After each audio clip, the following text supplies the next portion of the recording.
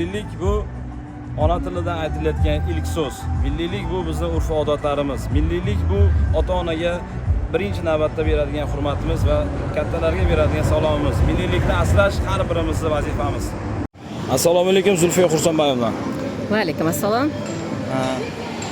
Aytingchi, bog'chada bolalarga qaysi milliy urf-odatlarni o'rgatish muhim? Juda ham yaxshi savol berdingiz. Bog'cha bu ilk yoshdagi bolalarni ta'lim-tarbiya maskani hisoblanadi. Bularga biz o'zbekona, sharqona, milliy qadriyatlarimizni singdirib borishimiz kerak. Chunki milliy g'oya bolalarda shakllanib boy bo'lsa, g'oya to'liq bo'lsa, bolalar o'zini, o'zbekligini, o'zbek sharqona urf-odatlarini juda ham yaxshi bilishadi. Aytingchi, sizningcha milliylikni asrash bugungi kunda nima uchun dolzarb sanalyapti? Ya'ni juda ham muhim, ko'p e'tibor qaratilyapti shu masalaga.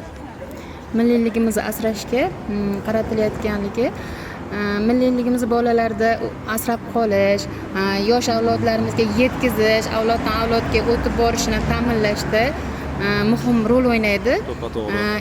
Har xil oqimlarga kirib ketishda, o'zimizni milliy urf-odatlarimizni o'rgatishda bolalarga mana shu yosh avloddan boshlab, bola bog'chalardan boshlab o'rgatish muhim deb o'ylayman.